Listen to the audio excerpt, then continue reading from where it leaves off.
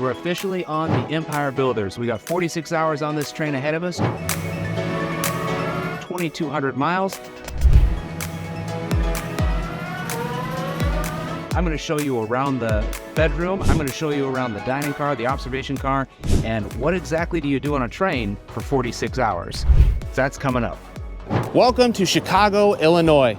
We're at Union Station, which was built in 1925 to replace the original train station, which just wasn't big enough for the capacity of trains that was operating here. This is the hub for Amtrak, and this is where we're picking up the Empire Builder to Seattle. Let's get checked in. So Union Station sees 140,000 passengers per day, and they see up to 30 million passengers over the course of the entire year. When it was opened, Union Station was the largest station in the world, and it sits on nearly 10 city blocks. The main hall, or Grand Hall, is watched over by two statues representing day and night, one holding an owl, one holding a rooster, to represent the 24-hour nature of passenger travel in the United States. We're picking it up in Chicago, where it originates, and it moves along the old Great Northern Railroad route all the way to Seattle. Amtrak recommends that you show up 30 minutes before your train. This is where most passengers will wait before boarding, but if you're in business class or you have a sleeper car, you actually get to wait in the lounge.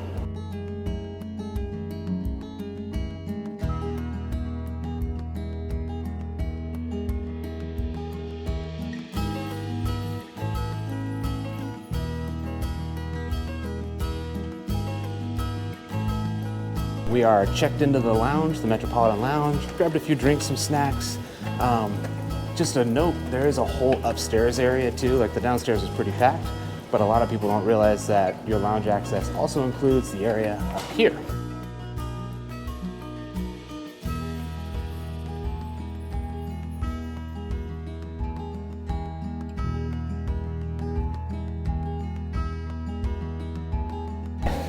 We're heading to track 17. I'm lugging my gear with me. I don't even know if it's working properly, but here we go. They lined us up in the lounge and then announced boarding, and now we're heading to the tracks. I don't know if we're getting on board ahead of everybody or if we're getting on after everybody since we're in a sleeper car. We're on our way. We're getting boarded now for this, the second sleeper up front, he said. These are the Superliner cars. We were fortunate enough to be the first ones out, so I'm able to get some shots like this. But he said second sleeper up front, so we're gonna be way down the tracks here.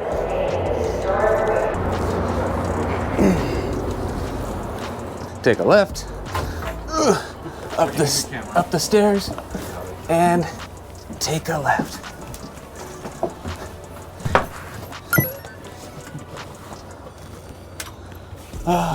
D, and room B. All right, here we are. Here's a roomette. This is what we were originally booked to be in. Amtrak has a bidding system that allows you to bid on upgrades. And so I put a bid in just so you can see. This is me, I'm all the way in now. Yeah, I can reach the window from there. So I put a bid in on an upgrade, and I did the lowest bid possible, and we got it, which was really surprising. And so now we are on the other end of this car, down here in the rooms, and you can see there's multiple bedrooms in this car. Ours is just down here, bedroom number, letter B. The announcement's going on overhead, so I got the mic on, so you might not even be able to hear it. We're moving. We are officially on the Empire Builder. We're officially going to Seattle, and we're getting out of Chicago now. So we are officially on the go. Checked in, got our room, great upgrade, and here we go. That is Chicago skyline way back there.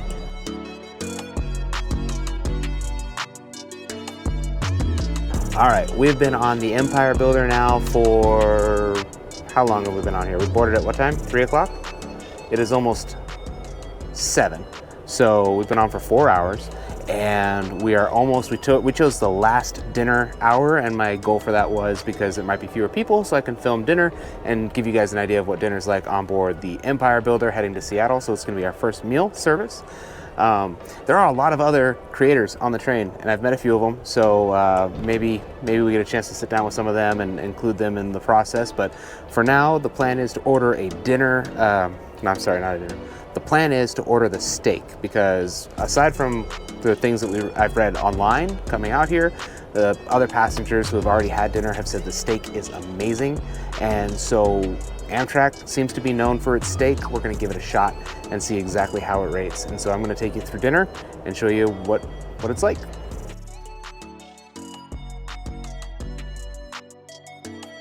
We just got the page from the dining car. It is 7 o'clock. It is time for our dinner service, so we're on the way. Not entirely sure where we're gonna be seated. Heading this way. All right, so we're at dinner. First dish of the night is appetizer. Got the coconut crusted shrimp with sweet chili sauce. All right. Coconut shrimp, the green salad. That looks pretty good too. That's a pretty good looking salad. I'm not a big shrimp person, so. Really? I figured salad. You ordered wrong though. I just think you should know that. So Jordan, remind me, you've done a lot of running the rails before, or this is your first time and you're just going over the top with? I've taken a lot of individual trips, but this is my first like rail pass. Ordered the Amtrak flat iron steak, and so did everyone at the table. We all have the steak.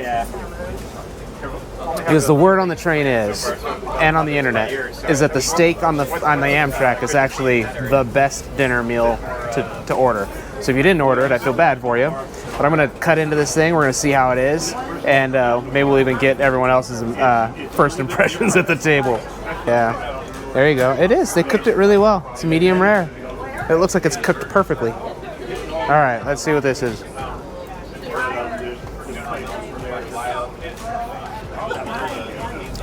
It's pretty good. It's a pretty good steak.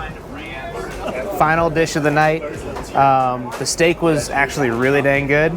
The shrimp were good, but the attendant that we were speaking to, he recommended the berry cheesecake for dessert, and so that's what I ordered. We'll see how it goes. So it's got the white chocolate. All right.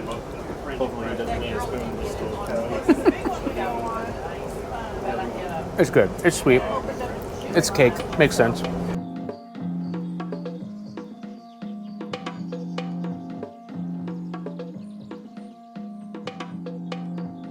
All right, the bedroom has been converted over to sleeping space now.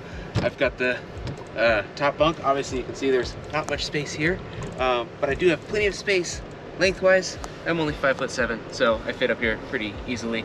And then down below is where Dad's gonna be sleeping. He's got the executive accommodations down there. It does make it hard to walk between the beds once they're made up. Like, wait until the end of the night to have your bed made down by the attendant. That way you can come and go as you please, access your stuff, because once that lower bed folds out, you lose the ability to really traverse much at all. So outlets are also another problem. The only outlets in here are there's some by the sink, and then there's one down here by the edge of the bed here. So come prepared for some power management juggling. So I'm gonna call it a night. We're getting up for sunrise, which is gonna be in North Dakota, I think. So we'll see. See you in the morning. Good morning. I'm gonna find some light. That's too much light. Not enough light. There we go. Maybe, I don't know. Good morning. We're in North Dakota. We're heading towards Minot right now. We just passed through Grand Forks. The train is still pretty much asleep. A few people just got on, but for the most part, the train is asleep. So the observation car is empty except for myself, my dad, and another guy who's filming videos, Matt. He's been traveling along with us. He's all the way to Seattle. But yeah, so basically everyone's just slowly waking up and coffee's getting brewed, and here in a little bit we'll be doing a fresh air break in Minot, North Dakota, and in the meantime, it'll be breakfast. Just ordered our breakfast, first breakfast, only breakfast that we're getting on the Empire Builder. So, breakfast quesadilla. Everyone at the table except for Jordan ordered that. He ordered the omelet, looks amazing too. So, so here's breakfast.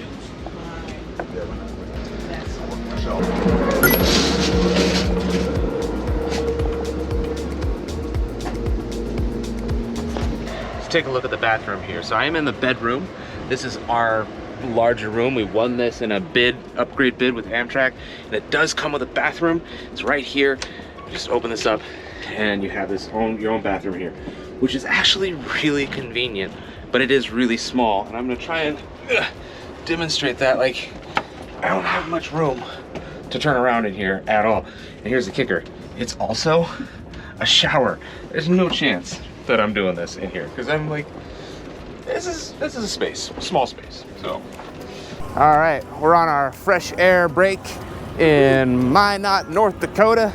And we get a chance to stretch our legs and also see what's going on with the train getting serviced here. Not that it's a glamorous thing, topped up on fuel. One of the cool things about this run of the Empire Builder is they actually have one of the new Amtrak engines on board, one of the 4,200 horsepower, ultra modernized ones. So this is gonna be neat to check out. Minot serves as a bit of a refresh and restore point for the Amtrak, for the Empire Builder. So you can see right here, there's fueling going on. They're putting diesel into the new 4,200 horsepower engine. And then up here, they're actually pulling out gray water, black water. They're topping up the freshwater tanks. They're gonna resupply. We've also seen some crew changes that have happened. So Minot, North Dakota is actually gonna be a pretty long stopover for us here, but it's a fresh air break that lasts for an hour. We were just told as we were getting off, it's 9 o'clock in the morning now. We were told to be back in an hour. For reference, I just wanna see how we're doing on time. According to the schedule that was posted, we're actually right on time. We were scheduled to pull in here at 9:06 a.m. We're a little bit early. It's 9:04 right now. All right, so I'm at the back of the train. Counting the 2 engines that we have up front, there's 11 cars total. This back car here is a sleeper car, a couple of coach cars between that.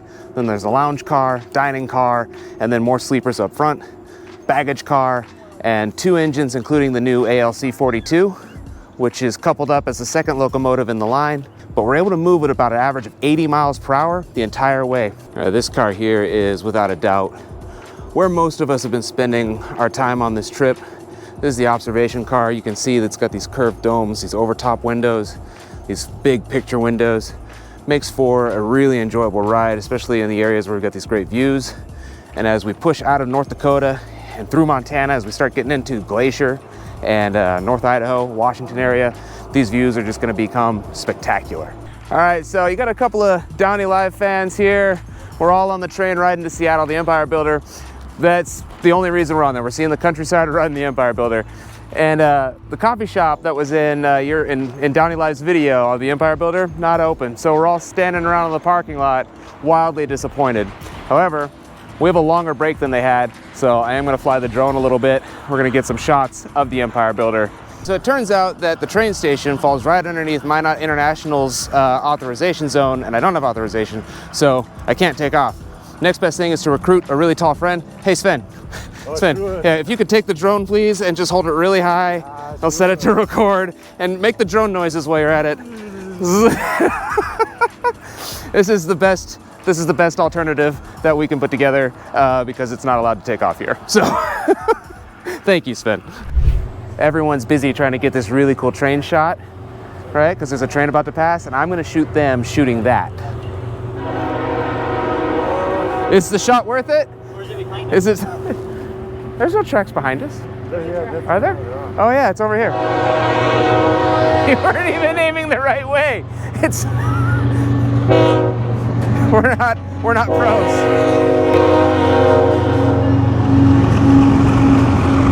I'm in the dining car and I wanted to give you a look around. The meals on board with the sleeper cars have been included with our ticket. So like last night I had the steak, this morning I had a breakfast quesadilla, for lunch I had a hamburger, and tonight, because it was so amazing, the steak again is going to be what I order for dinner.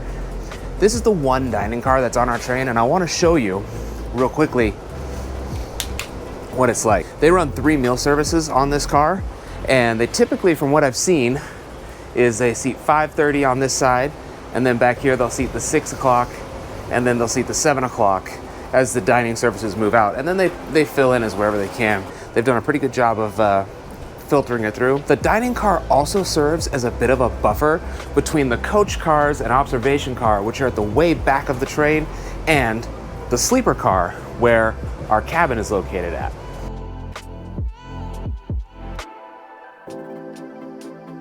All right, I I have waited until the night, our second night here. I'm gonna give you a shower tour because I feel like I should. If I'm gonna give you a total all-encompassing view of what it is like to travel on the Amtrak Empire Builder, I feel like I should have to do that.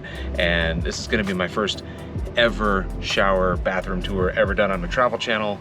I know all the other travel vloggers do them, but it just feels weird to me still. We'll see how it goes. Even though we have a shower in the bedroom here, it is itty bitty tiny. So, because we were originally booked in a roomette, I am going to go and give you a look at the shower, which is downstairs in the car, and that's where I'm gonna be doing my shower tonight. We're here for the shower tour, and people are gonna hear me doing this narration. Make sure this is locked. First thing, so much more space in here than in the bathroom that we had. There's a shower, which I broke.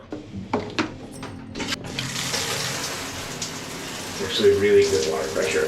Way better water pressure than I was expecting. It's actually pretty decent for a shower. We're in Wenatchee, Washington, which is actually really cool. I used to work here when I first started flying helicopters. I was drying cherries in Wenatchee. So it's really neat to be back in this town. We have, last night in the morning, we split off from the Portland-bound Empire Builder. So our train is a lot shorter now. We've only got about 7 or 8 cars plus 1 engine instead of 2. And now we're just down to a dining car and a few passenger cars. We've got a couple more hours, a few more minutes here, then it's on to breakfast. We're already on the west side of the mountains. We've gone through beautiful towns like Leavenworth and Wenatchee, and we are now making our way again just towards Seattle. This is one of the most scenic parts of the trip, and as you can tell, I'm in the bedroom, and that's because in Spokane, Washington, the Empire Builder splits into 2 Empire Builders. Half our train goes on to Seattle, that's the part that I'm on. The other half continues to Portland, and they took the observation car. We're really counting on these views to be seen through the windows in our cabins and in the regular coach class car. The dining car, we can sit in there, and we did have a really long breakfast, so we could enjoy views out both sides, but it's something that you have to be conscious of, giving that space back. The nice thing about the bedroom is that not only do we have this view here, this window, but if you look across the hall, we do get views out of both sides. One of the other options for good views while you're going through the Cascades is to head downstairs in your cabin, where the doors are that you enter the train through. There's windows that look out the sides. Window number 1.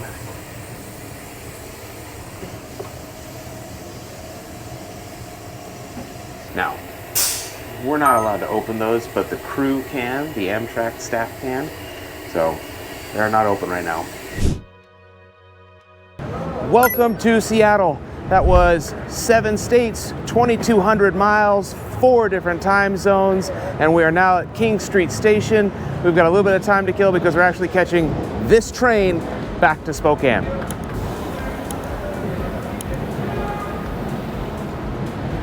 All right, guys. Have a good rest of your trip. Yeah. Welcome to King Street Station in Seattle, Washington. There's a lot of people here waiting on the train. The train that we actually booked is the same train that we just rode in on, and when I booked it this morning, it was showing 90% full, so it should be a full train ride back to Spokane.